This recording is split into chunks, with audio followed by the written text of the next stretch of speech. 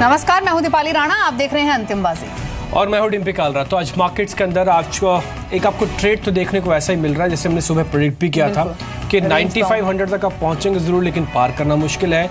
लेकिन बाजार के पास अच्छा बेस है तो वो भी नहीं छोड़ेगा, तो इसलिए आज 50 अंकों के दायरे के अंदर ही आज कामकाज होता हुआ दिखा निफ्टी का।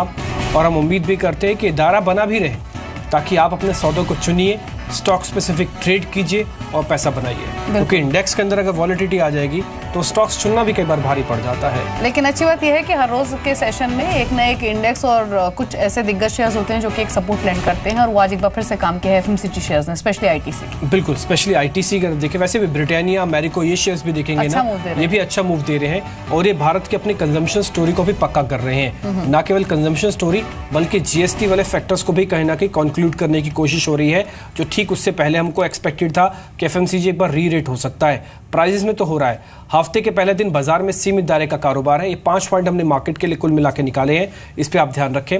दूसरी इंपॉर्टेंट चीज हमको नोटिस हुई मार्केट में कि गेल के नतीजे आज आ जाएंगे और तिमाही मुनाफे के हिसाब से करीब 15% आना चाहिए नंबर्स। अगर इससे कम या फिर इससे थोड़ा भी नीचे फिसल जाएगा तो गेल के अंदर अभी कोई रिकवरी का साइन नहीं है, तो इसलिए ध्यान रखें प्रॉफिटेबिलिटी क्वार्टर बेसिस पर कम से कम 15% की होनी चाहिए। सरकारी बैंकों में आज जोरदार गिरावट देखने को मिल रही है। बैंक ऑफ इंडिया के जो नंबर्स आए बहुत ही खराब, ये कह सकते हैं कि बाजार टूट गया, क्योंकि इसी क्वार्टर के अंदर उसकी जो स्लिपेजेस है वो बढ़ गए हैं। इसके अलावा एफएमसीजी ने आज काफी हद तक तेजी दिखाई है, ब्रिटानिया, मैरिको, आईटीसी जैसे शेयर चल रहे हैं। एक और चीज दीपाली आपने नोटिस की होगी कि आज 9500 की कॉल में खरीदारी नहीं है। आज हमने सुबह आपके सामने बात रखी थी कि बहुत एग्रेसिव होगा बाजार, 9440 के ऊपर ज्यादातर समय निकाले, 9480 के ऊपर टिक जाए तब इस कॉल में आप उतरेगा। आज इस कॉल के अंदर भी बाइंग नहीं है। छोटे और मझोले शेयरों में कुछ मुनाफा वसूली है। ये मिड कैप 100 का इंडेक्स देखिए आप, ये करीब 1% नीचे है। बिल्कुल, इनफैक्ट निफ्टी भी हरे लाल निशान में ही होता अगर आईटीसी की ओर से सपोर्ट नहीं आ रहा होता, क्योंकि आईटीसी 6% ऊपर ट्रेड कर रहा है और निफ्टी में जो 12-15 अंकों की बढ़त देखी भी जा रही है, इनफैक्ट 10 अंक ऊपर है, वो जो सारा सपोर्ट आ रहा है वो आईटीसी से ही आ रहा है। क्योंकि अगर आप ब्रेथ देखेंगे एक बार बीएससी के, इनफैक्ट एडवांस डिक्लाइन रेशियो भी आप देख लीजिए, अगर आप ब्रेथ देखेंगे मार्केट की तो वो टुवर्ड्स नेगेटिव साइड ही है। 1600 से ज्यादा शेयर्स ऐसे हैं बीएससी पर जो कि दबाव के साथ ट्रेड कर रहे हैं और करीब 925 शेयर्स ऐसे हैं जो कि बढ़कर ट्रेड कर रहे हैं। वहीं एनएससी की अगर ब्रेथ देखें तो वहां भी रुझान सिमिलर ही है और करीब 1000 शेयर्स ऐसे हैं जो कि दबाव के साथ ट्रेड कर रहे हैं और 528 शेयर्स हैं जो कि बढ़कर ट्रेड कर रहे हैं। तो मोरलेस ब्रेथ नेगेटिव ही है, एक आईटीसी का सपोर्ट है जिसकी वजह से निफ्टी हरे निशान में है। बिल्कुल, इस बीच पूरा पैनल भी मेरे साथ तैयार है जिनसे हम बातचीत करेंगे। अजय बग्गा जी हैं हमारे साथ, जिनसे हम ये फंडामेंटली समझेंगे और साथ ही उनसे सेंसेक्स सुल्तान का भी एक्सपीरियंस जानेंगे। मेरे साथ हरी है और साथ ही साथ हम आशीष केलकर से बातचीत करेंगे और गौरव बिस्सा से हम डेरिवेटिव पॉइंट ऑफ व्यू से समझेंगे कि इस समय बाजार के अंदर करना क्या है। अजय, पहले आपके पास ही आते हैं। एक तो ये सेंसेक्स सुल्तान का एक्सपीरियंस आपका कैसे रहा? अब आपने तो सुल्तान आखिरकार चुन ही दिया है। दूसरा, ये बाजार के अंदर जो भी अभी निवेश कर रहे हैं ये सुल्तान और बादशाह ही है ना, ये कहीं फंसने वाले गुलाम तो नहीं बनने वाले हैं? नहीं डिम्पी, देखिए बाजार तो लगता है थोड़ा कंसोलिडेशन मोड में है, बट वो बुल मार्केट में करेक्शंस आते रहते हैं। ये तो तय है कि ग्लोबल मैक्रो बहुत स्ट्रांग है। ग्लोबल ग्रोथ सिंक्रोनाइज्ड वे में आप देखिए, यूरोप से जापान से लेके चीन से लेके यूएस, हर रीजन में ग्रोथ बहुत स्ट्रांग है। तो ओवरऑल हमें मार्केट में इतना कुछ डर नहीं दिखता है। आउट परफॉर्मिंग मार्केट रहा है, ओवर वैल्यूड मार्केट जरूर है, बट ये मार्केट है जो ग्रोथ दिखा रहा है और इकोनॉमी में ग्रोथ है, कंपनीज की अर्निंग्स में ग्रोथ है। तो इसके चलते करेक्शन आएगा भी तो हमें एक छोटी अवधि का करेक्शन लगता है। ठीक है, लेकिन दो दिग्गज शेयरों को देखते हैं। एक तो आईटीसी जिसका हमने जिक्र किया डे हाई पर है और दूसरा आप देखिए एसबीआई, ये आज 4.25% नीचे ट्रेड कर रहा है 295 के लेवल्स पर।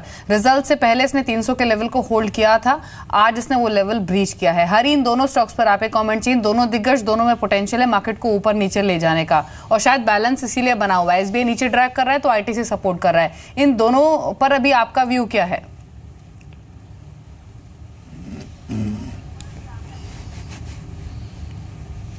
देखिए हमारा ब्रॉड व्यू ये है कि within the FMCG space ये जो जीएसटी का मेजर बेनिफिट है, this will accrue to companies like Hindustan Unilever, Marico, Colgate. ITC को डेफिनेटली बेनिफिट तो मिलेगा पर उतना ज़्यादा बेनिफिट नहीं होगा। मेरे ख्याल से ITC is doing a bit of catch up because ये स्टॉक ज़्यादा अप्रिशिएट हुआ नहीं है।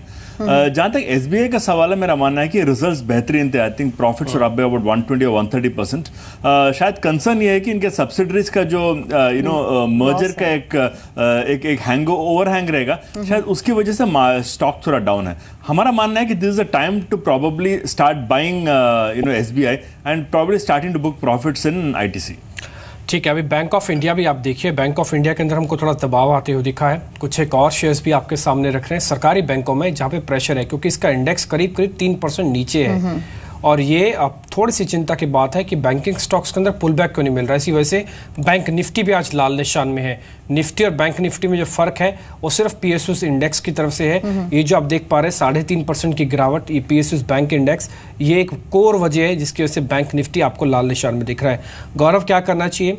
ये बैंक निफ्टी आज लाल निशान में है, कंट्रीब्यूट कर रहा है इसको सरकारी बैंकों का खेमा। अगर ये कहीं भी रुक जाए तो ये भी हरे निशान में लौट सकता है क्या, या फिर इससे थोड़ा दूर रहें अभी?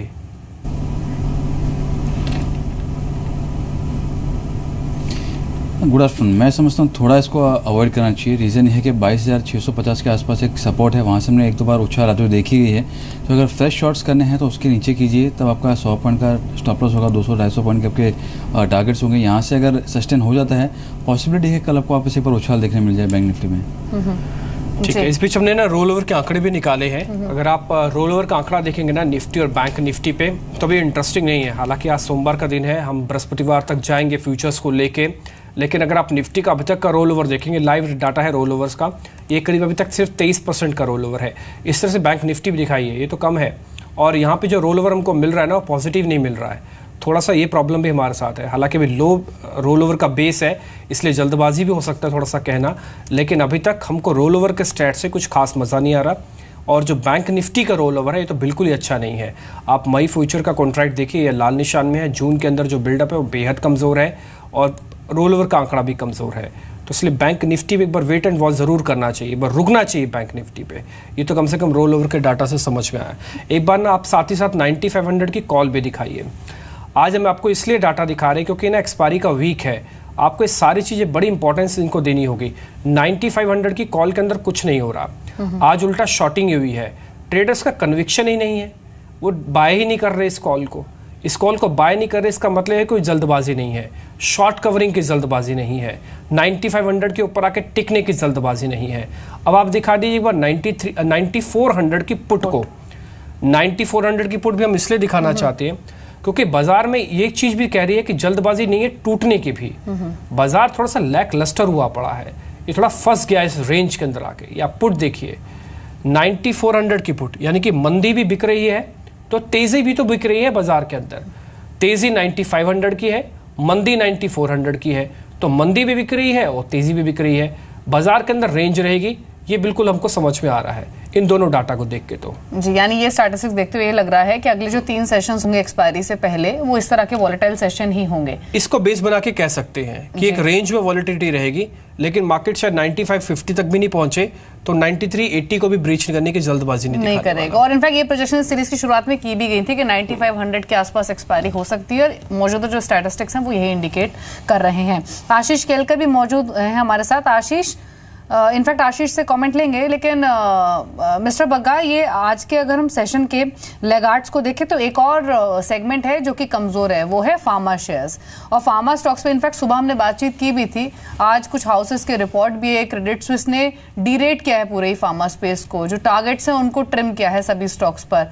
ये अभी आपको लगता है कि ये फार्मा के कंसर्न्स इन स्टॉक्स को और नीचे ले जा सकते हैं? अभी यहाँ भी वेट एंड वॉच की स्ट्रैटेजी रखें या फिर कहीं बॉटम फिशिंग कर सकते हैं? क्योंकि आप देखिए ऑरबिंदो फार्मा जैसे स्टॉक 600 पे मिल रहे हैं, 600 के लेवल पे सन फार्मा मिल रहा है। खरीद लें क्या ये स्टॉक अभी, या रुके अभी और? थोड़ा रुका जा सकता है दीपाली, क्योंकि ओवरऑल पार्टिसिपेशन नहीं है, म्यूचुअल फंड्स नहीं खरीद रहे, फार्मा आईटी दोनों से दूर है, तो निवेशक नहीं है यहाँ पे। तो मेरे ख्याल से अभी बॉटम आना बाकी है। ओवरऑल जेनरिक्स का, जैसे क्रेडिट स्विस रिपोर्ट में भी आज बताया गया कि जेनरिक्स का जो है माहौल बिगड़ रहा है, यूएस की अर्निंग्स कम हो रही हैं और एफडीए का जो प्रेशर है। बट एफडीए में मैं ये कहना चाहूँगा कि ज़्यादा अप्रूवल आ रहे हैं और कम अभी वार्निंग लेटर्स इशू हो रहे हैं, तो वो टाइड टर्न कर रही है। लगता है अगले 6 महीने में कुछ बेटर संकेत हो जाएंगे एफडीए पे, but overall business model wise अभी कुछ कंपनियां हैं चुनिंदा, मैं पर्टिकुलर स्टॉक्स नहीं बोल पाता, बट आपको यही हिंट दूंगा जहां पे एफडीए की क्लियरेंस आ चुकी है, कुछ ऐसे स्टॉक्स हैं और जिनका यूएस पे इतना निर्भरता नहीं है, वो स्टॉक्स आप ज़रूर देख सकते हैं। ओवरऑल वैल्यूएशन के तौर पे फार्मा पसंद है, ग्रोथ के तौर पे भी ये बेटर करेगा परफॉर्म, बट अभी बॉटम कहना मुश्किल है। लगता है यहाँ से और थोड़ा नीचे जाएगा क्योंकि सपोर्ट नहीं है, फंडामेंटली पिकिंग हो नहीं रही है, टेक्निकली वीक है सेक्टर, तो दूर रहना ही बेटर रहेगा। अभी कुछ महीनों बाद आप फिर से देख सकते हैं। ठीक है, मैं कुछ एक और आपको एक्सपायरी वाले शेयर्स ही हाथों हाथ बताया चलता हूँ। गौरव, एक बार आप रिकमेंडेशन दिए जस्ट डायल पे, यह शेयर हमने सुबह भी नोटिस किया था, इसके नंबर्स ख़राब हैं। ये टिपिकली एक्सपायरी का शेयर है, चलता वैसे ही है। आज सुबह एक बार इसने एक अटैम्प्ट ली थी करीब 9:15 के आसपास, लेकिन उसके बाद फिजल आउट हो गया, ख़त्म हो गया और अभी 4.5% गिरावट पे है। कोई बेस आपको नज़र आ रहा है? क्योंकि एक्सपायरी का बहुत अच्छा वॉलेटाइल वाला शेयर है ये, कोई बेस आपको नज़र आ रहा है? आज तो शॉर्टिंग है इसमें।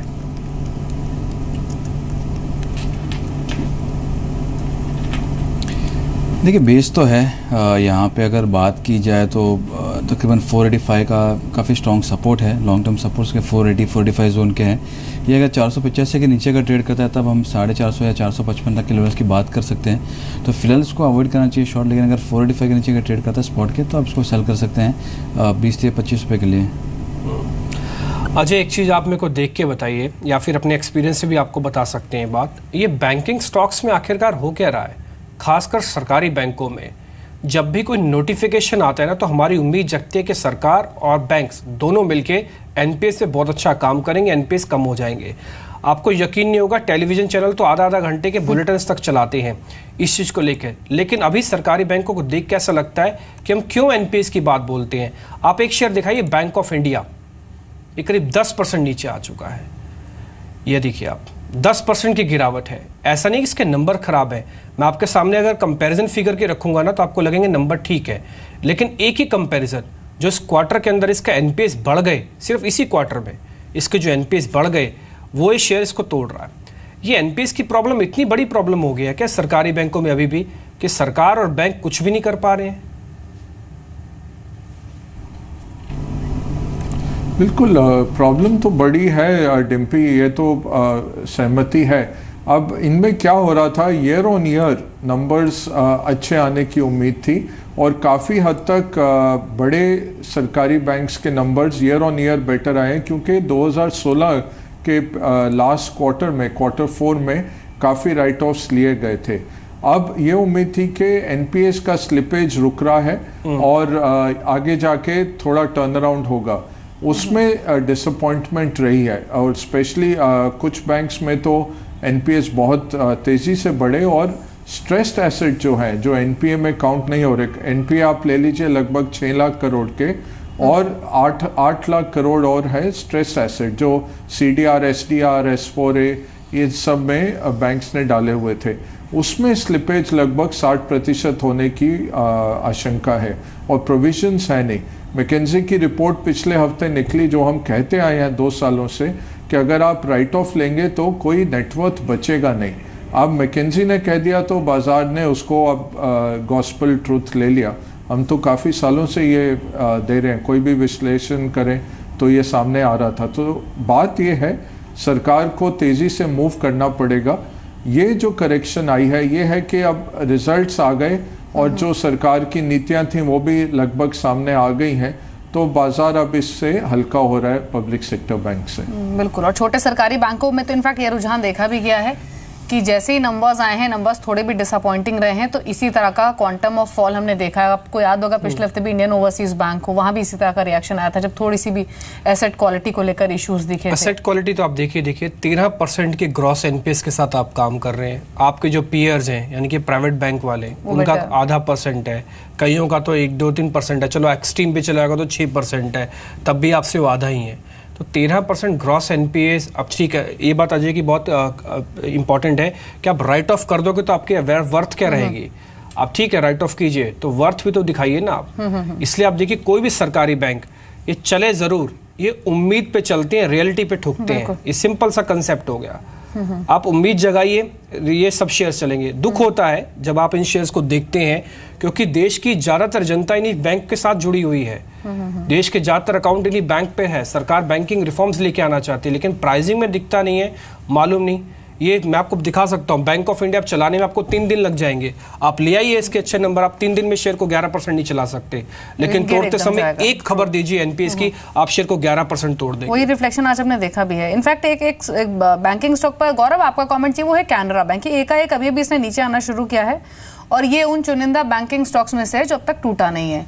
प्रॉफिट्स यहाँ पर बुक कर लेने चाहिए क्या, क्योंकि पिछले 2 महीने में स्पेशली एक स्ट्रॉन्ग परफॉर्मर और 40% के आसपास का इसने रनअप दिया है। अब ये प्रॉफिट बुकिंग का कैंडिडेट हो सकता है क्या?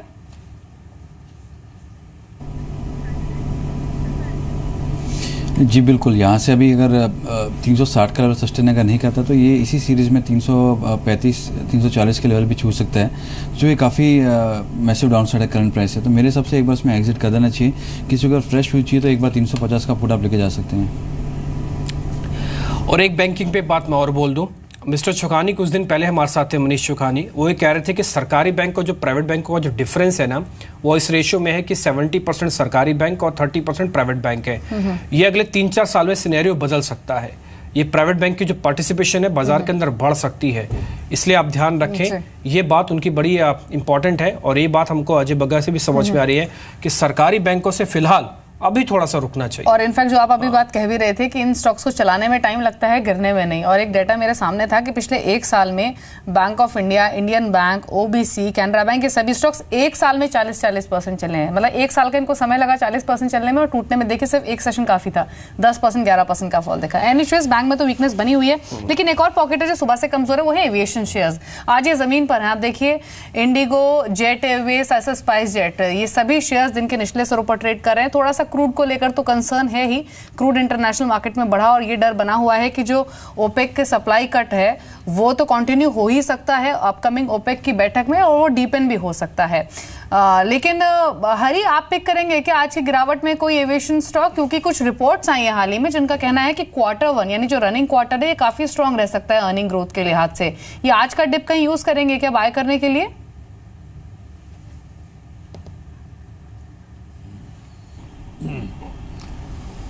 फ्रैंकली मैं जल्दबाजी नहीं करूंगा। और एक्चुअली मैं इंडिगो के जो इन्वेस्टर प्रेजेंटेशन देख रहा था, देखिए उन्हें 2 तरह के प्रॉब्लम्स आ रहे हैं। एक प्रॉब्लम तो ये है कि due to competition pricing pressure बहुत ज़्यादा आ रहा है, जिसके कारण उनका रेवेन्यू ग्रोथ स्लो हो रहा है। दूसरी बात, उनका जो कॉस्ट, एयरलाइंस को normally cost per average seat kilometre के बेस पे कैलकुलेट करते हैं, वो कॉस्ट काफ़ी ज़्यादा बढ़ गया। तो जो स्प्रेड है उनका रेवेन्यू पर एवरेज किलोमीटर और cost per average seat kilometre, ये स्प्रेड बहुत नैरो हो गया। और आई थिंक ये प्रॉब्लम सारे एविएशन कंपनीज में है। तो फॉर द टाइम बिंग मैं थोड़ा कॉशियस रहूंगा। आई थिंक शायद क्रूड के दाम और थोड़े नीचे आ गए, 42 to 43 तक आ गए, तो I think we can probably look at buying this stock, but not at this point of time. Gaurav, ये जीएसटी के रेट्स आपने नो डाउट देख ही लिए होंगे, जो कि सर्विसेज के और मैन्युफैक्चरिंग आइटम्स दोनों के ऑलमोस्ट अब तो सरकार ने अनाउंस कर ही दी है। उसके हिसाब से कुछ डेरिवेटिव्स के शेयर्स आपको समझ में आए हैं जहाँ पे पोजीशंस अब हमको लेनी चाहिए?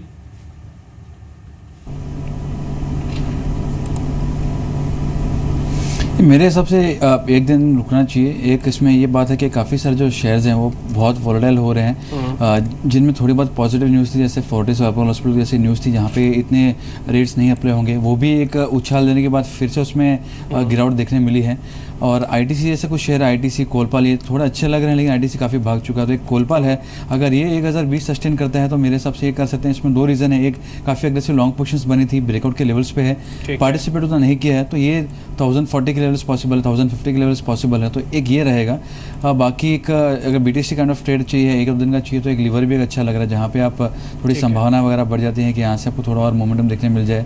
एक अच्छा ब्रेकआउट हो चुका है, तो वो कोलपाल और लीवर पे ध्यान रख सकते हैं। ठीक है, कोलगेट और एक यूनिलीवर, इन दोनों पे आप थोड़ा सा ध्यान रखें, क्योंकि इसके नंबर्स अच्छे हैं, अच्छा बेस तो इसका पहले से ही है, गाइडेंस भी उन्होंने अच्छी दी है, कुल मिला के वैसे देती नहीं है फॉर्मली, लेकिन जो सिनेरियो दिख रहा है उस हिसाब से कैलकुलेशंस ये कहती हैं कि शायद HUL को आगे दिक्कत नहीं आनी चाहिए। इस पे ध्यान रखें। एक शेयर में आपको दिखाना चाहता हूँ, शक्ति पंप, ये करीब 18% ऊपर है। ये 56 रुपये की बढ़त के साथ आज ट्रेड कर रहा है। ये जब से नंबर्स आए तब से चल रहा है, ना केवल इस बार के नंबर्स के बाद से चल रहा है, बल्कि इसका आप 6 महीने का और 1 साल का भी चार्ट दिखाइए। ये आपको बताएगा शेयर चलते कैसे हैं। शक्ति पंप का 1 साल का और 6 महीने का चार्ट भी रखिए आपके सामने। ये जो 6 महीने का मूव है, इसके अंदर 1 साल का मूव है, 142% का राइज है। ये 222 रुपये का हुआ करता था, आज 380 रुपये का है। इसी तरह से 6 महीने का भी दिखाइए। और ये 6 महीने, ये देखिए, ये 6 महीने के अंदर ये 250 रुपये बढ़ा और करीब 200% का रिटर्न है। 6 महीने 200% का रिटर्न अगर ये शेयर देगा, और उसके बावजूद भी आज चल रहा है। ये नंबर आज नहीं आए, इसके नंबर्स 2 दिन पुराने हैं। 5 दिनों में तो 40% का रिटर्न वैसे ही जोड़ चुका है ये। एक बार अजय आपकी रिकमेंडेशन चाहिए। ये जो कुछ एक थैमेटिक शेयर्स है ना, जो मॉनसून से कहीं ना कहीं कनेक्टेड है, कमोडिटीज़ को भी आप काउंट कर सकते हैं, इनकी वैल्यूएशन को जज कर पाना बड़ा मुश्किल है। बाजार में ये कई बार अंडर परफॉर्मर ऐसे होते हैं कि कई साल तक आपके बैलेंस शीट्स को हिलने नहीं देते, लेकिन कई बार आउट परफॉर्मर ऐसे होते हैं कि आपको 10 साल का रिटर्न 10 महीने में दे देते हैं। ये कैसे चुने, पैरामीटर्स क्या होना चाहिए इनका? बहुत अच्छा सवाल है डिम्पी, और ये लाइफ लॉन्ग एक सीखना पड़ता है। हम मॉडिफाई करते रहते हैं अपनी सीख, अपनी सोच। अब वैल्यूएशन वाइज इंडिया हर वक्त महंगा मार्केट रहता है क्योंकि ग्रोथ है।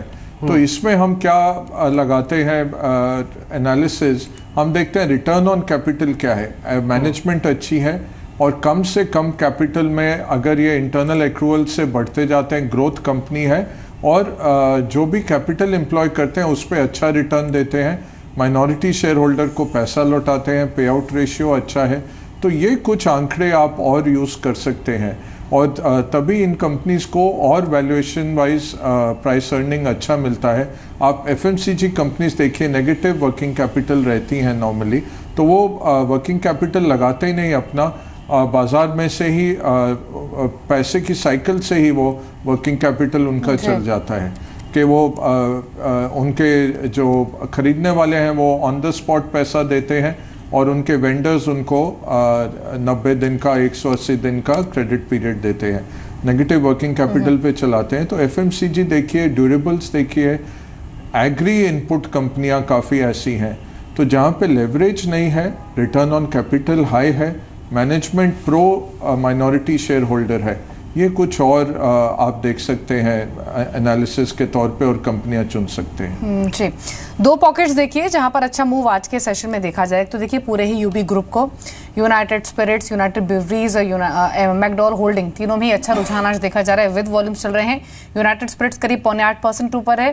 पिछले हफ्ते मैनेजमेंट की कमेंट्री आई थी, तब से जो सेंटीमेंट्स है वो थोड़े पॉजिटिव हुए यूनाइटेड स्पिरिट्स पर, और अगले 3 से 4 सालों में स्पेशली जो प्रीमियम प्रोडक्ट्स हैं कंपनी के, उस पर वो काफी बुलिश है, उसके कंजम्पशन बढ़ेगा ऐसा मैनेजमेंट सोच कर चल रही है। एक आप देखिए पूरे फ्यूचर ग्रुप के शेयर्स को, स्पेशली फ्यूचर रिटेल, जिसके नतीजे आने हैं कल, और नतीजों से ठीक पहले ये स्टॉक ऑलरेडी 10% ऊपर है। Q3 में भी बहुत स्ट्रॉन्ग नंबर्स कंपनी ने पोस्ट किए थे, जिसके तुरंत बाद इसने 20% का अपर सर्किट टच किया था, तब 220-230 के आसपास ये शेयर होता था। हरी, इन दोनों ही शेयर पर आपका व्यू चाहिए। एक तो फ्यूचर रिटेल, कल नतीजे आने, ऑलरेडी नतीजों से पहले चल रहा है और नतीजों के बाद ये कैसे चलता है वो भी हमने देखा हुआ है, तो क्या करना चाहिए स्टॉक में। और दूसरा यूनाइटेड स्पिरिट्स,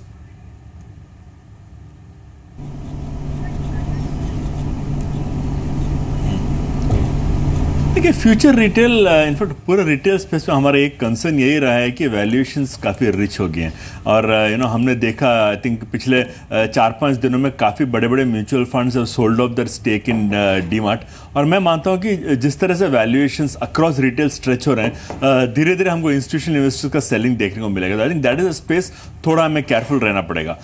दूसरा स्टॉक क्या था, सॉरी? United spirits.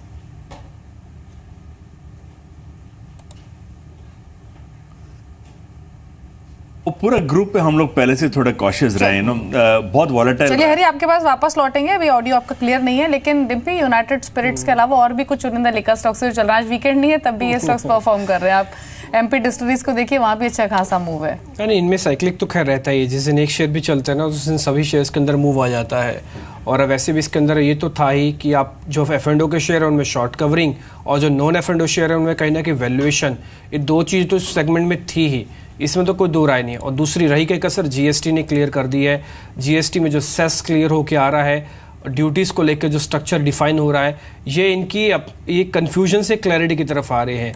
हालांकि अभी एक कैलकुलेट करना होगा कि आगे चल के वॉल्यूम पे कितना फ़र्क पड़ता है, क्योंकि मैनेजमेंट कह रही है एक बार इम्पैक्ट तो आएगा। अजय, ये लिकर कंपनीज में आपको कुछ कहीं पे कुछ प्रॉब्लम दिख रही है क्या? इस चीज़ को तो हम भी मानते हैं कि देखिए यहाँ पे ड्यूटीज़ ज़्यादा होंगी, सेस ज़्यादा होगा, गवर्नमेंट सोशल एजेंडा के तहत इनको डिस्करेज करना चाहेगी, लेकिन फिर भी भारत तो एक बड़ा बाजार है इनके लिए, और अभी तक हमको कहीं ऐसा दिखा नहीं कि भारत से इनको निराशा हुई होगी किसी भी कंपनी को। जिन्होंने भी यूनाइटेड स्पिरिट्स के अंदर पैसा लगाया या फिर जो उनके होल्डर्स हैं, सेकंड पार्टी है विजय माल्या के वाला, वो दूसरी बार वो भी भारत से जाने का नाम तो नहीं ले रही है, वो तो कह रहे हैं उल्टा विजय माल्या का स्टेक हम ले लेंगे।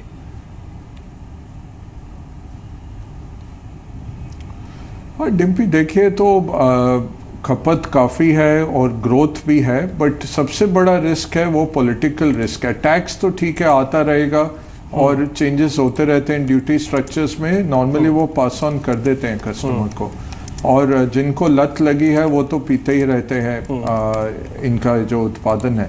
बट ओवरऑल जो इशू है प्रोहिबिशन की है कि जैसे बिहार ने कर दिया है, मध्य प्रदेश बोल रहे हैं, केरला में कुछ बातचीत हुई है, तमिलनाडु में शुरुआत हुई है, तो बड़े बड़े स्टेट्स में ऐसा हो रहा है। और जैसे इलेक्शंस आते हैं ये भी हो सकता है कि और बड़े स्टेट्स इसको ज्वाइन करें। बिहार ने सबसे एफिशिएंटली अभी तक लागू किया है और उसका इम्पैक्ट सेल्स में हमने देखा है, ईयर ऑन ईयर इम्पैक्ट में आते हुए।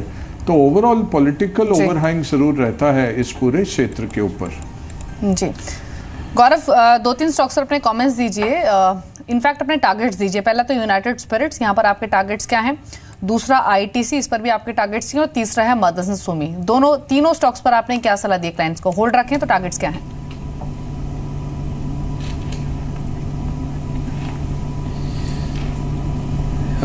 यूनाइटेड स्पिरिट्स की अगर बात की जाए तो अगर यहाँ पे किसी ने पहले नीचे बाय किया है और होल्ड कर रहे हैं तो 2150 के लेवल्स आपको एक बार देखने मिल सकते हैं। 2140 2150 ये प्रीवियस रिवर्सल जोन है, तो आप उसके लिए आप होल्ड कर सकते हैं। और अगर आपको ट्रेलिंग स्टॉप लॉस चाहिए तो आपको 2045 का लगाना होगा। और मदरसन सुमी की अगर बात की जाए तो वो भी काफ़ी बढ़ चुका है, लेकिन एक बार 450 के लेवल्स के लिए आप उसको एक बार होल्ड कर सकते हैं।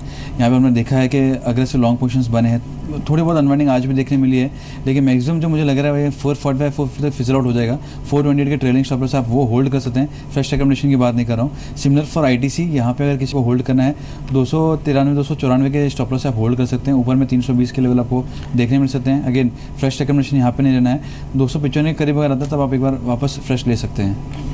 ठीक है, आज सुबह हमने वीके शर्मा से बातचीत की थी अलग अलग मुद्दों पर, सुनते हैं उनका मार्केट पे व्यू क्या है। एक अपॉर्चुनिटी दिखती है वो ये कि एफएमसीजी सेक्टर पूरा, खासकर जो टूथपेस्ट बनाते हैं वो कंपनियां, और वो सभी कंपनियां बनाती हैं, पर कॉलगेट का जो अनुपात है वो काफ़ी ज़्यादा है। तो ऑब्वियसली इनके अंदर जो टैक्स की कमी आ रही है वो इनके फ़ायदा नहीं बढ़ेगा उतना ये कंज्यूमर को पास ऑन करेंगे। कंज्यूमर को पास ऑन करेंगे तो ओवरऑल आपकी वॉल्यूम्स अच्छे होंगे। तो जो चीज़ हमने वॉल्यूम पहले नहीं देखी है वो अब आते हुए दिखाई देगी, तो उस दृष्टि से कॉलगेट अच्छा है। लेकिन यूनाइटेड स्पिरिट्स का मैं जिक्र करना चाहूँगा, जो हम लोगों को दिलाते रहे हैं, नीचे के लेवल पे बोलते रहे हैं, और मेरे ख्याल से अब पूरी इम्प्लीमेंटेशन के बाद किसी प्रकार की इसमें दिक्कत नहीं रहेगी, तो उसको आप बाकायदा ऐड कर सकते हैं। ठीक है, तो यूनाइटेड स्पिरिट्स पे भी मिस्टर वीके शर्मा भी बुलिश है, वो कह रहे हैं कि किसी भी गिरावट में पे खरीदारी की जा सकती है, तो यहाँ पे थोड़ा सा ध्यान रखा जा सकता है। इस बीच टीएस हरिहर मेरे से वापस जुड़ चुके हैं, अभी थोड़ा ऑडियो की प्रॉब्लम आ गई थी हरी। लेकिन एक और चीज़ है मार्केट के अंदर जो मैं एज एन इन्वेस्टर देखना चाहता हूँ। ठीक है, मेरे लिए 9500 की इंपॉर्टेंस है, 9300 की इंपॉर्टेंस भी है, लेकिन मेरे लिए पैसे की सेफ्टी के साथ एक अच्छा रिटर्न भी तो है ना, वो भी तो चाहिए। ये इंफ्रा में लगा के पैसा मिल जाएगा क्या? इंफ्रा के खासकर छोटी कंपनीज में, क्योंकि मैंने एक कंपनी का भी डाटा देखा हुआ है, बीएल कश्यप, ये शेयर एक साल में करीब 100% का रिटर्न दे चुका है, यानी कि डबल हो गया एक साल के अंदर।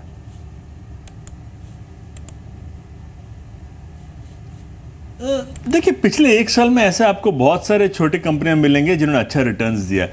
मेरे ख्याल से आपको इंफ्रा में स्टॉक सेलेक्ट करते समय थोड़ा केयरफुल रहना पड़ेगा।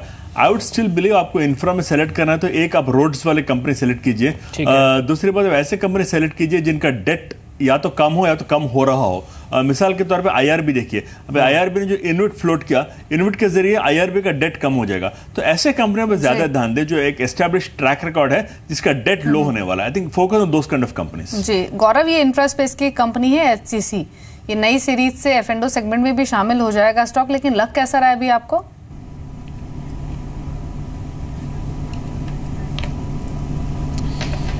अब यहाँ पे 45 के ऊपर थोड़ी मुझे लगता है तेज़ी आपको देखने मिल सकती है। यहाँ पे थोड़ा ये सॉफ्ट रह सकता है, तो अगर किसी को फ्रेश लॉन्ग्स करने हैं तो 45-50 के ऊपर आप बाय कीजिए, फिर आप 48 से 49 के लेवल्स के लिए प्ले कर सकते हैं। यहाँ पे मैं फिलहाल उसको अवॉइड करूँगा। इसके अलावा एक दो शेयर आप और देख लीजिए जो अच्छा चल रहे हैं आज एफएमसीजी के अलावा। वैसे एफएमसीजी तो आपको पता ही होगा, वह भारतीय इंफ्राटेल, ये शेयर करीब 2% ऊपर है।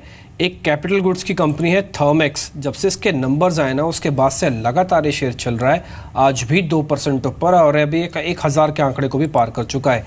एक शेयर आपको बता दें वो है जी एंटरटेनमेंट, ये डिस्क्लोजर के साथ है, इसी ग्रुप का चैनल आप देख पा रहे हैं, ये करीब 1.5% ऊपर है। आज हमने आपको एक आज का सौदे के तौर पर भी दिया था। एक और शेयर देखिए आप, वो है टाटा मोटर्स, हालांकि इसका डीवीआर सेंसेक्स में आके जुड़ जाएगा जो कि 31वां शेयर बन जाएगा सेंसेक्स के 30 में से, लेकिन टाटा मोटर्स के नंबर और डीवीआर का एडिशन दोनों आज शेयर को थोड़ा सा मजबूती दे रहे हैं।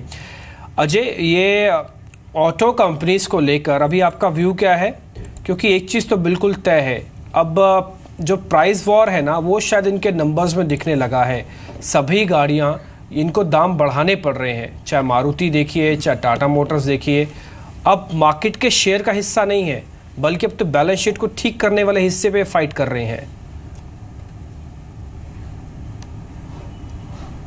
जी डिम्पी, और देखिए तो इस बारी जो नतीजे आए हैं तो मेटल्स की कीमत बढ़ने के कारण हमने देखा है कि मार्जिन्स पे थोड़ा स्क्वीज आया है।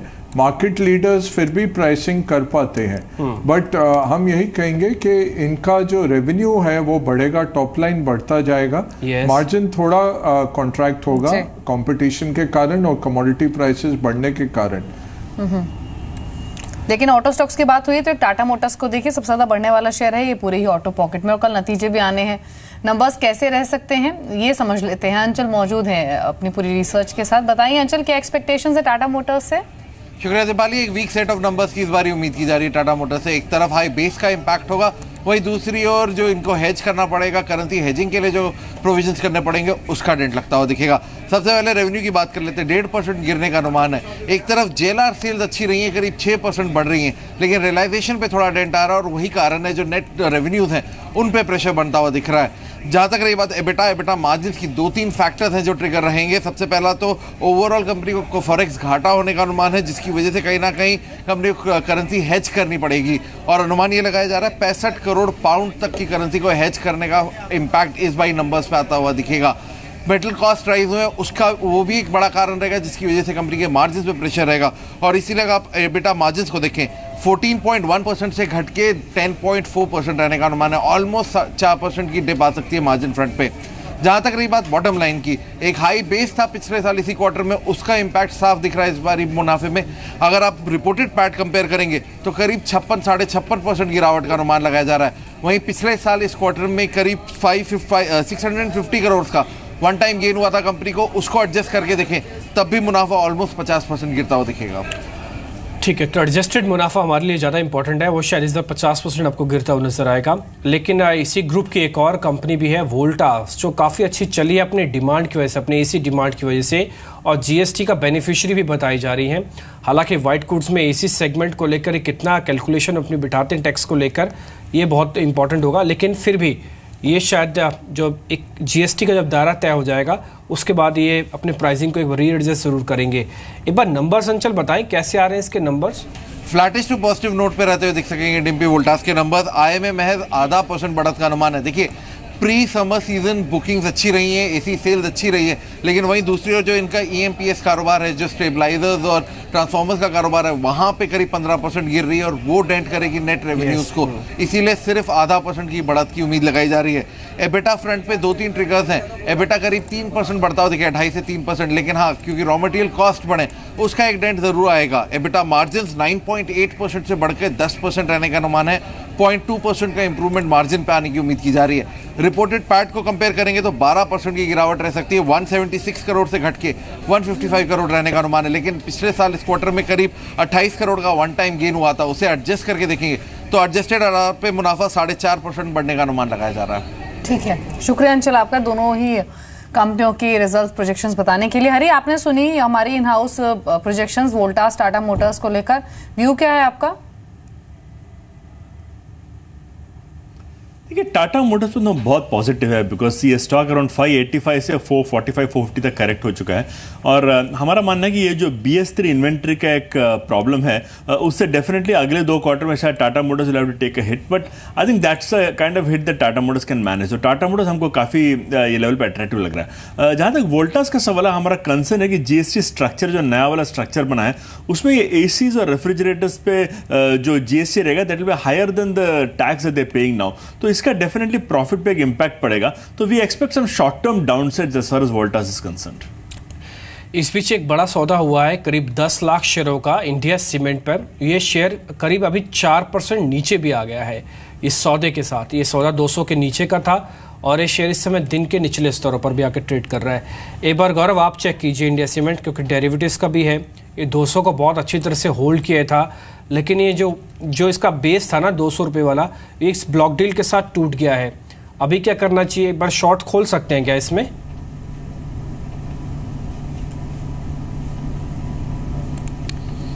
देखिए आपने सही कहा कि इसमें 200 का बहुत स्ट्रॉन्ग सपोर्ट था, तो एक बार ये STPT के हिसाब से आप लेके जा सकते हैं। अगर किसी को सेफ पेयर चाहिए तो आप ऑप्शंस का ले सकते हैं। फिलहाल तो ये जो स्ट्रक्चर है वो काफ़ी ख़राब हो चुका है। जी, इंडिया सीमेंट्स हालांकि डेलो पर, एक और स्टॉक है जो कि डेलो पर ट्रेड करा, वो है वीडियोकॉन इंडस्ट्रीज का। एक सडन फॉल और अब ये 20% के लोअर सर्किट पर है। डेट बहुत है कंपनी पर, 43,000 करोड़ के आसपास का डेट है, या फिर कहें कि ये कंपनी ओ करती है बैंक्स को। और देखिए एक सडन फॉल और अब 20% के लोअर सर्किट पर वीडियोकॉन का शेयर ट्रेड करा है 80 के लेवल्स पर। लेकिन आज के सेशन के कुछ और वीक स्टॉक्स भी रहे हैं, जैसे हमने बातचीत की भी है, वो बैंकिंग स्टॉक्स रहे हैं। एक ये ACC, अंबुजा, इन स्टॉक्स पर क्या व्यू है आपका अभी गौरव? इन स्टॉक्स का जो परफॉर्मेंस है इस पूरी सीरीज के दौरान काफी वॉलेटाइल रही है। आज ये ज्यादातर शेयर्स डेलो पर ट्रेड कर रहे हैं। ये क्या प्रॉफिट बुकिंग स्टॉक्स को और नीचे ड्रैग कर सकती है क्या?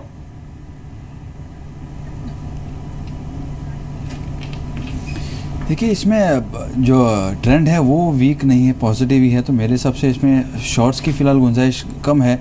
1600 का काफ़ी स्ट्रॉन्ग सपोर्ट है, ACC का 1600-1610 का। तो मैं समझता हूँ अगर 1610 अगर आता है तभी आप उसमें जिन्होंने बाय किया है वहाँ पे आप ट्रेलिंग स्टॉप लॉस लगा लीजिए। सेम फॉर अंबुजा सीमेंट, हमने देखा है कि बार बार 240 के आसपास एक उछाल देखने मिलती है, तो आप उसको ट्रेलिंग स्टॉप लॉस लगाइए।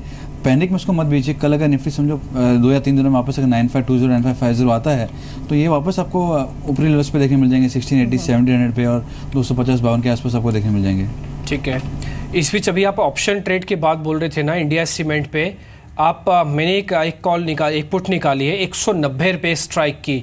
एक बार आप देखिए गौरव, क्या 190 स्ट्राइक की पुट लेके जा सकते हैं? जून की लूँगा मैं, क्योंकि 29 जून तक का समय मिल जाएगा मेरे को। ये 5 रुपये 60 पैसे की है, ले सकते हैं क्या अभी?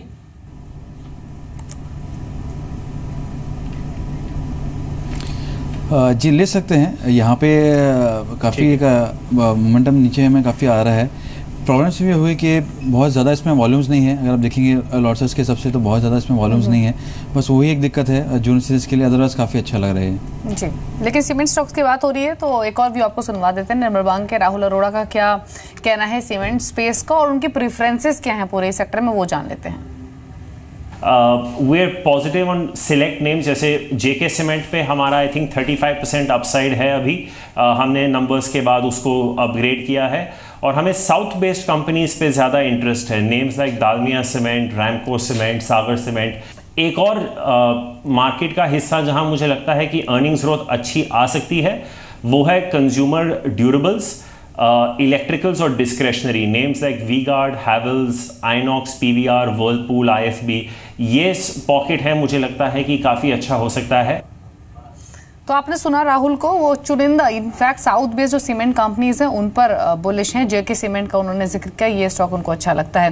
लेकिन एक स्टॉक आप देखिए वो है टाइटन का। टाइटन में ठीक ठाक मूव है आज और अभी भी ये 2% के आसपास की स्ट्रेंथ लेकर ट्रेड कर रहा है। अभी नतीजे भी आए थे जो कि ठीक रहे थे, इनफैक्ट अब डे हाई पर आ चुका है। और एक और खबर है, हालांकि ये सेंटिमेंट्स पॉजिटिव करने के लिहाज से खबर हुई है कि जो वर्ल्ड की टॉप 50 लग्जरी गुड कंपनीज हैं उसमें पीसी ज्वेलर्स और टाइटन दोनों की एंट्री हुई है। 480 पर टाइटन ट्रेड कर रहा है। एक बार पीसी ज्वेलर्स को भी देख लेते हैं, फ्लैट है लेकिन बायस पॉजिटिव 452 के लेवल्स देखे जा रहे हैं। ये टाइटन पर हरी क्या व्यू आपका? आपने अर्निंग्स भी सुनी, मैनेजमेंट की कमेंट्री भी सुनी जो कि काफी एनकरेजिंग लग रही थी आने वाले क्वार्टर्स को लेकर।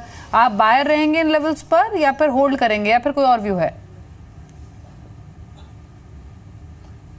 हमारा टाइटन पे इंटरनल टारगेट अबाउट 540 का है। I think this leaves about 15% upside from these levels. और हमारा मानना है कि जिस तरह से दुनिया में एक अनसर्टेनिटी का माहौल बना हुआ है, जिस तरह से ट्रंप की इम्पीचमेंट वगैरह की बात चल रही है, डेफिनेटली मेरे ख्याल से गोल्ड के prices will not fall from here, शायद फ्लैट रहेगा या यहाँ से ऊपर जाएगा। तो इसका डायरेक्ट फायदा डेफिनेटली टाइटन को मिलेगा। तो Titan remains one of our top picks और हमारा 540 तक का एक क्वार्टर का टारगेट है स्टॉक में। ठीक है, इस पीछे एक बार फटाफट से ग्लोबल मार्केट्स भी देख लेते हैं कि यूरोप इस समय क्या कर रहा है और यूएस के अंदर से हमको क्या संकेत मिल रहे हैं। अगर आप यूरोपियन मार्केट्स को देखेंगे ना, वहाँ से कुछ खास बड़ा सपोर्ट तो आपको नहीं मिलेगा। ये करीब जो बढ़त है ये 0.25% के आसपास की ही है। स्पेशली कैक और डेक्स देखेंगे तो 0.25% ही है, लेकिन आप फुटसी थोड़ा सा ज़्यादा बढ़कर ट्रेड कर रहा है। एक बार यूएस का फ्यूचर्स भी दिखाइए कि वहाँ पर किस तरह का ट्रेड हो रहा है। कुछ ज़्यादा बड़ा मूव नहीं है, ये भी करीब 18 अंकों की बढ़त है। 20,000 का इंडेक्स है, 18 पॉइंट कोई बड़ा मूव तो खैर नहीं है। तो आज के मार्केट के अंदर जो रेंज है ना, आप ये बात समझ सकते हैं कम से कम ग्लोबल पॉइंट ऑफ व्यू से ये आपको कोई सपोर्ट या फिर डिस्टर्बिंग फैक्टर तो नहीं है। कोई बड़ा आंकड़ा भी नहीं आना। एक बार था कि नॉर्थ कोरिया ने जो मिसाइल टेस्ट किया कि शायद उसका इम्पैक्ट आएगा, आज तो नहीं आया। ओपेक की 25 तारीख को बैठक है, इसका इम्पैक्ट आना है, वो भी थोड़ा दूर है। तो ऐसा कोई बड़ा फैसला भी ड्यू नहीं है। हाँ, सऊदी अरेबिया गए डोनाल्ड ट्रंप, वहाँ पे उन्होंने करार किए तो कुछ खास बड़ा मूव नहीं आया। एक चीज़ आप और नोटिस करें मार्केट के अंदर, आपको ना निफ्टी हरे निशान में दिख रहा होगा, लेकिन जो एडवांस डिक्लाइन है वो करीब करीब डबल है। यानी कि जो डिक्लाइंस वाले शेयर हैं वो 33 हैं और निफ्टी के सिर्फ एडवांस वाले शेयर 18 है और निफ्टी बढ़त में है। ये जो इंडेक्स मैनेज होगा ये एफएमसीजी की वजह से है। एफएमसीजी में आईटीसी अच्छी वेटेज रखता है, चल रहा है। इसके अलावा एचयूएल, ब्रिटानिया, मैरिको ये चल रहे हैं, टाटा मोटर्स चल रहा है। ये कुछ हैवीवेट मूवर्स जो है ये बाजार को चला रहे हैं, इसलिए ब्रेड तो मार्केट की कमजोर है, लेकिन उसके बावजूद भी आपको निफ्टी में हरा निशान दिख रहा है। ये 7 से 10 अंकों का। इनफैक्ट अगर हम मिड कैप स्मॉल कैप शेयरों को देखेंगे तो वहां पर कमजोरी अब और बढ़ी ही है। 1% के आसपास हो गया है आपने, हाँ बिल्कुल, एनएससी बीएससी का अगर वो देखें हम एडवांस डिक्लाइन रेशियो, तो वहां पर अब गिरने वाले शेयरों की संख्या महज आधे घंटे में और बढ़ी ही है। एनएससी में अब करीब सिर्फ 400 ऐसे शेयर्स है जो कि बढ़कर ट्रेड कर रहे हैं, बाकी 1100 शेयर्स है जो कि दबाव में है। तो ब्रेथ नेगेटिव है। एक बार इनफैक्ट मिड कैप लूजर्स को देख भी लेते हैं, क्योंकि मिड कैप में आज हैमरिंग ज्यादा देखी जा रही है और 1% से ज्यादा नीचे इंडेक्स ट्रेड कर रहा है। मिड कैप लूजर्स देखेंगे, लेकिन उससे पहले ट्रेड्स देख लेते हैं कौन से हैं वो जहां पर आप पोजीशंस कल के लिहाज से बना सकते हैं। पूजा हमारे साथ मौजूद है, बताइए पूजा। इनफैक्ट साक्षी हमारे साथ हैं, बताइए साक्षी। शुक्रिया दीपाली। शुरुआत करेंगे निर्मल बांग की नीरज छेड़ा की तरफ से जो 2 कॉल्स आई हैं। पहली पिक इनकी HCL टेक्नोलॉजीज हैं, जहां पर बुलिश पिक रखी है इन्होंने। खरीदारी के लिए 885 के अपवर्ड टारगेट्स बताए हैं, नीचे में हमें सपोर्ट लेना है 848 के लेवल्स का। दूसरी पिक इनकी फार्मा स्पेस से रहेगी। औरोबिंदो फार्मा इनको अच्छा लग रहा है, BTSC ट्रेड रिकमेंड किया है यहाँ पर 610 के टारगेट्स के लिए। 559 का हमें स्टॉप लॉस मेंटेन करके चलना है। आशीष अंदानी की तरफ से जो 2 पिक्स आई हैं, दोनों ही STBT रिकमेंडेशन है। पहली पिक इनकी मारुति है, जो अगेन मार्केट लीडर होने के बावजूद अब सेल की कैटेगरी में आ गया है। 6640 के नीचे की ओर टारगेट्स देखते हैं और ऊपर में सपोर्ट हमें 6740 के लेवल्स पर लेना होगा। कैपिटल गुड्स मेजर BHEL इनका दूसरी पिक रहेगी, जहां पर ये सेल की कैटेगरी में आया है। 154 के नीचे की ओर टारगेट्स देखते हैं। 166 का सपोर्ट हमें ऊपर में लेना होगा। आखिरी की 2 पिक्स आई हैं AK प्रभाकर की तरफ से। पहली पिक इनकी BTSC रिकमेंडेशन है जुबिलेंट फूड पर, जहां पर ये ऊपर में टारगेट देखते हैं 1055 के लेवल पर और नीचे में हमें सपोर्ट 1021 के लेवल पर लेना होगा। साथ ही BEML यहाँ पर ये शॉर्ट करने के लिए कह रहे हैं। 1220 के टारगेट्स नीचे की ओर देखते हैं, ऊपर में सपोर्ट हमें 1265 पर रखना होगा। ठीक है, ये कुछ एसटीबीटी कॉल्स भी हैं। BEML आप पे ध्यान रखें, शॉर्टिंग कैंडिडेट है। इस बीच में आपको कुछ एक और शेयर्स दिखाना चाहता हूँ। वैसे अच्छा तो नहीं लगेगा, वो शेयर्स में गिरावट ज़्यादा है, लेकिन फिर भी देख लीजिए, हमारा काम तो है आपको बताना ही कि जहाँ पे नुकसान है। उसमें तारा ज्वेल्स आप देखिए, ये करीब 15% इस समय नीचे है। ठीक है, बैंक ऑफ इंडिया की हम बात कर रहे हैं, ये भी गिरावट में ही है। जेट एयरवेज दिखाइए, ये भी करीब 8% नीचे है। इसके अलावा आप TD पावर सिस्टम को देखिए, ये 8% नीचे है। वीडियोकॉन इंडस्ट्रीज तो लोअर सर्किट पे आ गया है, ये करीब 20% के लोअर सर्किट पे और एकदम से शेयर टूटा। और एक शेयर आपको और बता देता हूँ, तानला सॉल्यूशंस, ये भी करीब 10% की गिरावट के साथ ट्रेड कर रहा है। तो सारे शेयर ऐसे हैं जिनमें गिरावट कहीं ना कहीं 7-8, 8-8, 10-10% तक की है। जेट एयरवेज भी एक है जिसमें 8% का नुकसान देखने को मिल रहा है। अब कुछ एक गेनर्स भी इसी तरह के देखिए, जहाँ पे इस तरह का ही मूव गेनर्स में भी बनता हुआ दिखा है। आप उसमें देखेंगे एक तो शक्ति पंप, ये करीब अभी 19% ऊपर है। इसके अलावा LT फूड्स भी दिखाइए, ये करीब अभी 13% ऊपर है। HOV सर्विसेज करीब 10% ऊपर है, ये सर्किट पे आ गया। और फ्यूचर रिटेल नंबर से पहले ये भी 10% ऊपर है। और साथ आपको पदमजी पल्प, ये करीब 17% ऊपर है। ये सारे शेयर ऐसे हैं जिनमें परसेंटेज टर्म्स में 8 से 10% तक की बढ़त है। ये पेपर स्टॉक्स पे आपका व्यू क्या है हरी? भले ही ब्रैकेट बहुत छोटा है, एक्चुअली पेपर भी छोड़ दीजिए ना, आप पूरे कॉमोडिटीज में को बताइए, क्योंकि ये बात तो बिल्कुल तय है। पिछले 1 महीने से शायद जी बिजनेस इकलौता ऐसा चैनल होगा जो कॉमोडिटीज के शेयर लगातार आपको बताता रहा है कि आप यहाँ पे ध्यान रखें, चाहे वो चाय कॉफी हो, चाहे वो रबर से जुड़े हों, चाहे वो पेपर से जुड़े हुए हों। ये अभी भी चलते रहेंगे क्या शेयर्स कॉमोडिटीज में?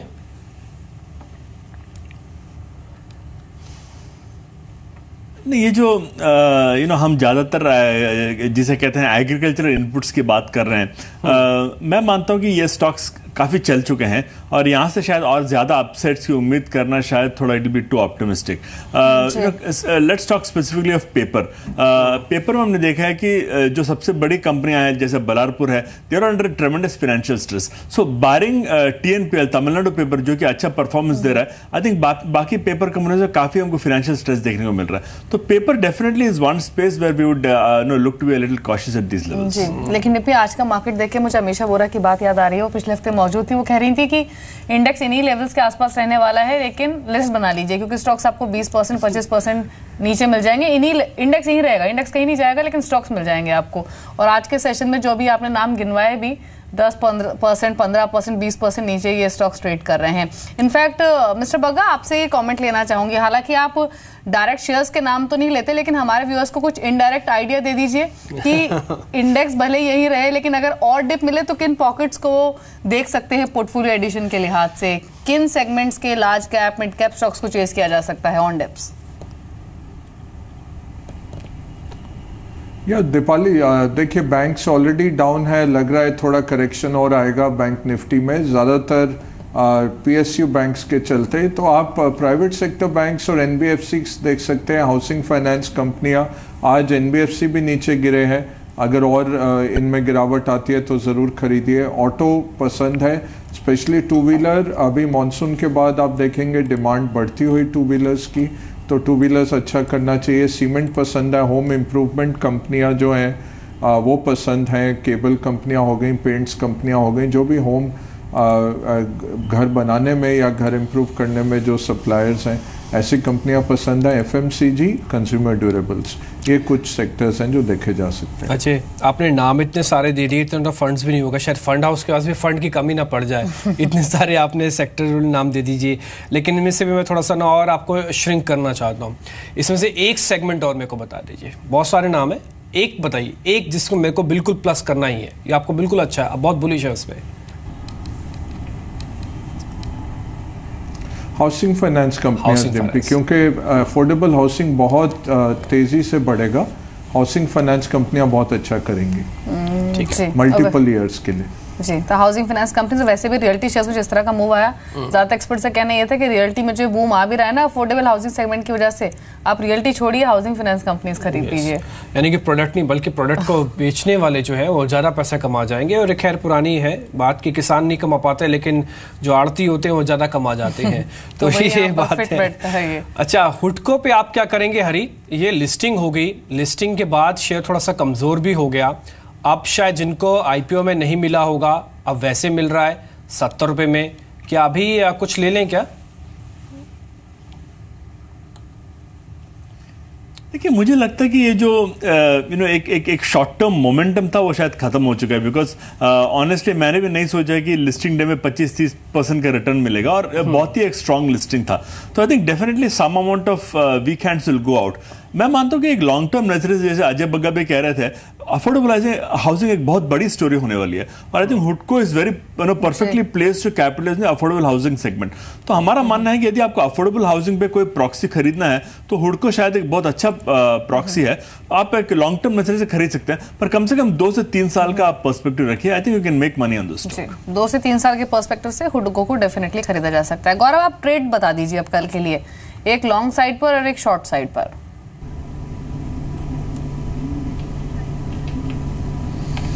शॉर्ट साइड में एक ओएनजीसी वीक लग रहा है, यहाँ पे कंसेशन शॉर्ट्स बने हैं, सपोर्ट्स के नीचे ट्रेड कर रहा है, तो एक बार आप 172 के टारगेट्स के लिए शॉर्ट कर सकते हैं। 170 का इसमें स्टॉप लॉस होगा। और लॉन्ग में मुझे जो अभी बेटर लग रहा है वो है इंफ्राटेल लग रहा है, तो 383 के स्टॉप लॉस आप बाय कर सकते हैं, 395 के इसमें लक्ष्य होंगे। ठीक है, एक और शेयर आप देखिए, वो है पंजाब नेशनल बैंक। ये करीब 150 के आसपास कामकाज कर रहा है। गौरव, ये टूटेगा तो और कितना टूट सकता है? ये बहुत इंपॉर्टेंट सपोर्ट पे खड़ा हो गया एक्चुअली।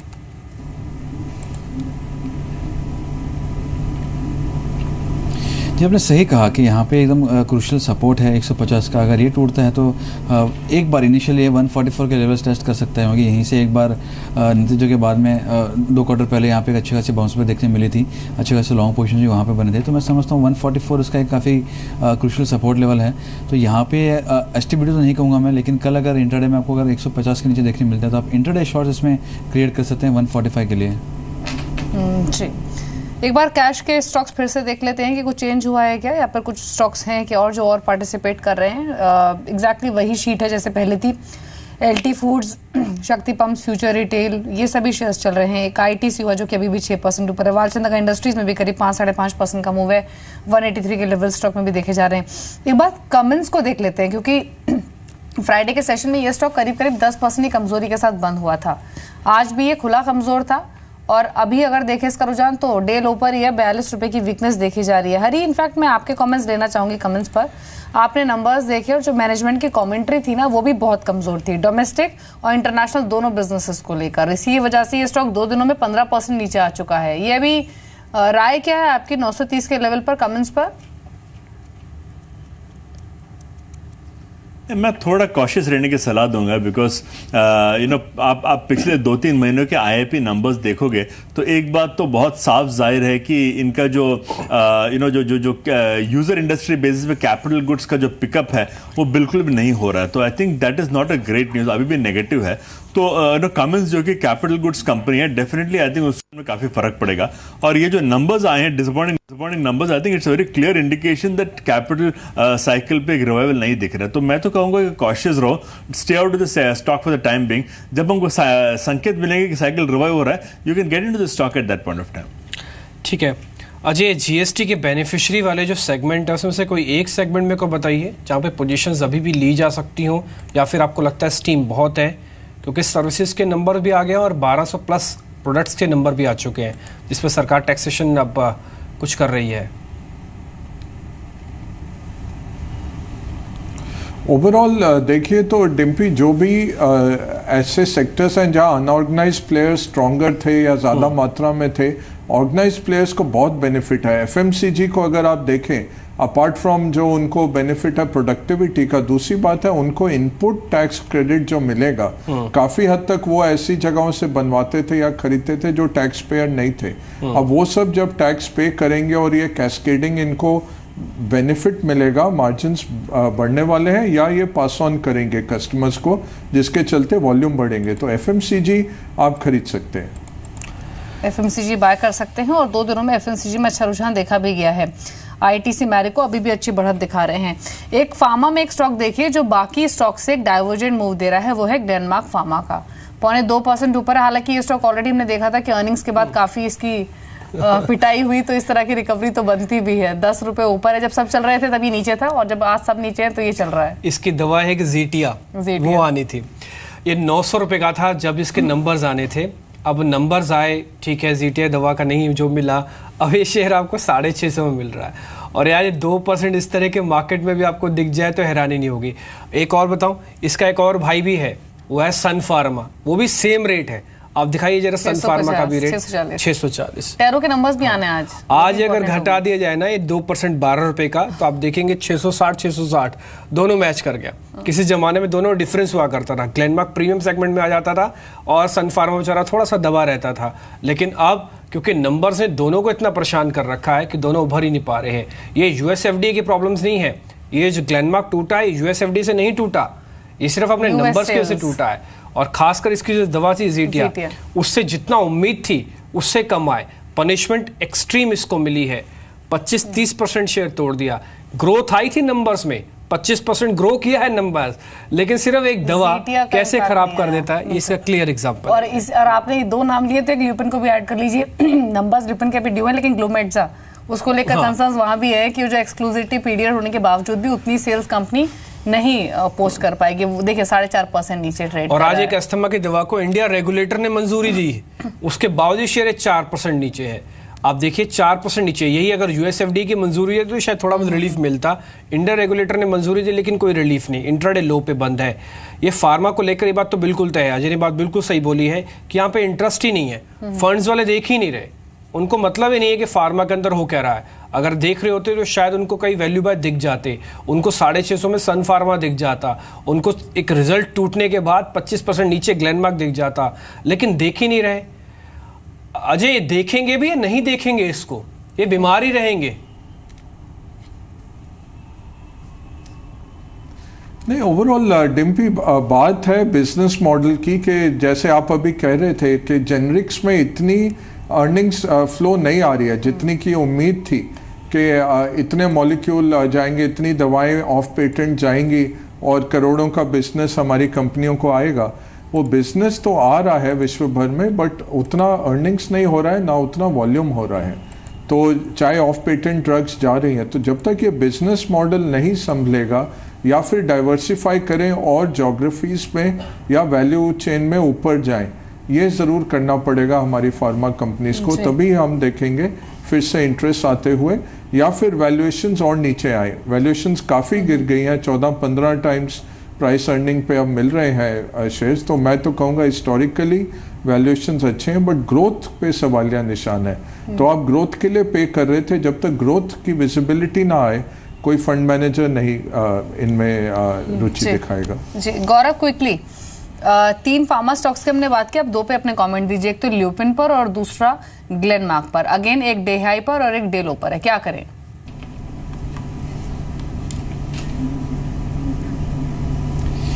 ग्लेनमार्क की अगर बात की जाए तो 655, 660 आज वहीं से एक रिवर्सल इसमें आया है, तो 660 के स्टॉप लॉस से किसी को ट्रेडिंग बाउंस करना तो कर सकते हैं, लेकिन यहाँ पे फिलहाल रिवर्सल्स नहीं दिख रहे हैं अभी भी। तो एक 15-20 रुपये के अपसाइड के लिए अगर खेलना है तो आप यहाँ पे कर सकते हैं। 660 का इसमें स्टॉप लॉस होगा। और लुपिन की बात की जाए तो इसमें भी जो इमीडिएट सपोर्ट्स हैं वो 1250, 1255 के हैं। उसके नीचे अगर आता है तो आप उसको शॉर्ट कर सकते हैं, 10-15 रुपये का इसमें स्टॉप लॉस होगा और फिर ये 1200 या 1200 के लेवल्स को और भी तोड़ सकता है ये। ठीक है, इसके अलावा 1-2 शेयर आप और ही देखिए गौरव, आपको ही देखने होंगे, जरा जल्दी से बताइएगा। एक तो क्या मदर्स एंड सुमी को BTST करके जा सकते हैं क्या?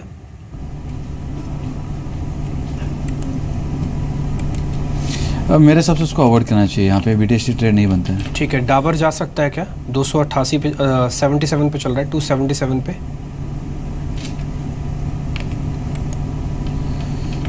देखिए स्टॉक का बहुत स्ट्रॉन्ग सपोर्ट 275 का, लेकिन ये बहुत स्लो मूवर है। आप इसको लॉन्ग कर सकते हैं 1 या 2 दिन के लिए। BTST में आपको बहुत बड़ा मुनाफा थोड़ा डिफिकल्ट है। एक शेयर आपके सामने और रखता हूँ मैरिको, ये भी 2% ऊपर है, 3 से 16 पे, ये जाएगा क्या?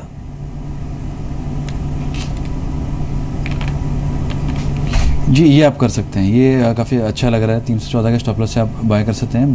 322, 323 के लेवल्स आपको दिखा सकते हैं। ठीक है, 2 स्टॉक्स और बता दीजिए गौरव। एक तो HCL टेक, IT में क्योंकि थोड़ी बहुत वाइब्रेंसी पॉजिटिव फ्रंट पर ही रही है, स्टॉक 1.5% ऊपर है, अभी क्या करें यहाँ पर?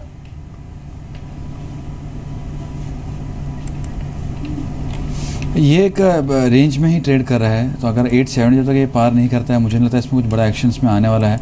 तो यहाँ पे अगर किसी ने लिया है तो बुक कर लीजिए प्रॉफिट, और अगर इसको अवॉइड कीजिए आप। ठीक है, वैसे आपकी BTST कॉल कौन सी है?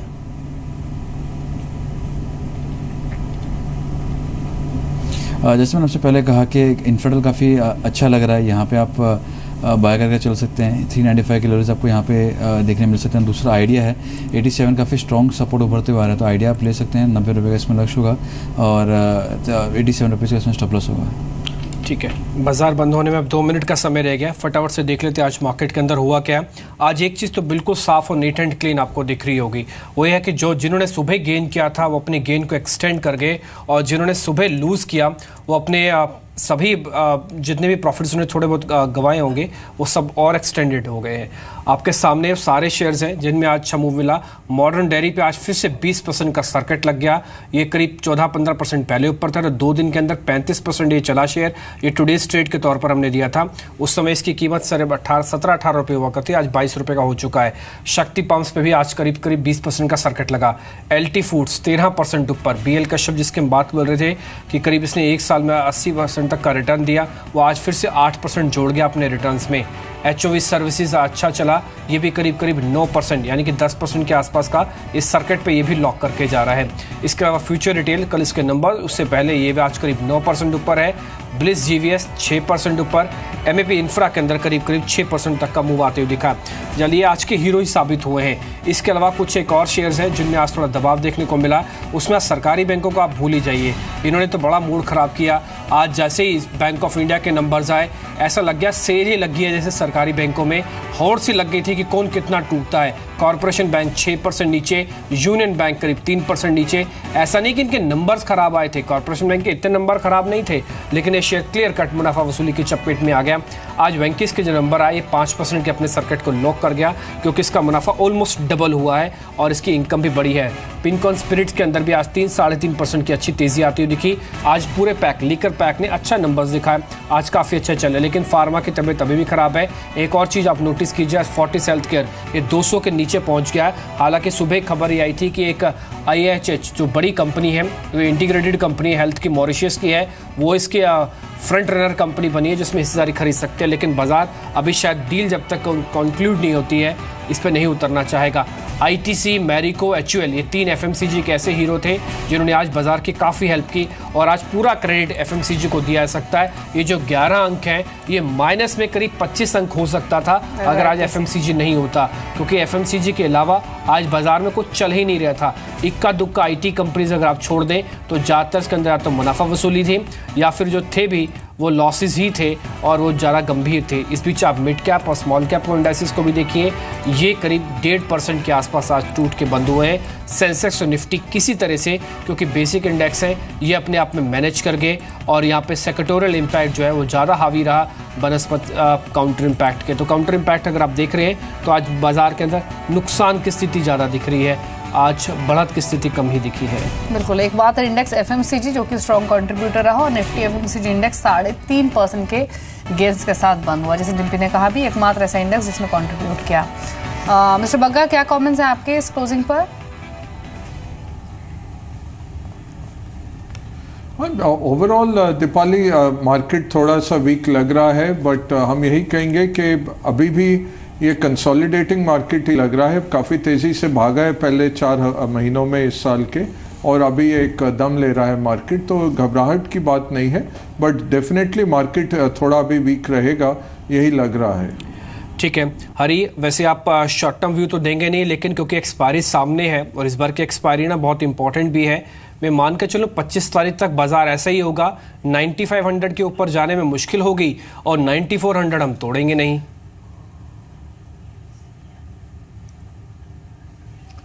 देखिए, लग तो ऐसे रहा है कि एक बहुत छोटे से रेंज में एक्सपायरी हो जाएगा, पर मेरे ख्याल से ट्यूसडे रात को US फेड का मिनट्स आ रहा है, और I think that will B quite important. यदि मिनट्स में ऐसा आ रहा है कि शायद जून में भी रेट हाइक नहीं होगा, तो मेरे ख्याल से मार्केट 9500 के ऊपर जा सकता है। ठीक है गौरव, अगर कल फिर से मार्केट 9400 बचा ले और ओपनिंग संकेत हमको ठीक मिल जाए, तो आप क्या पोजीशन बढ़ाएंगे या फिर जितनी है उसी को ही मैनेज करेंगे?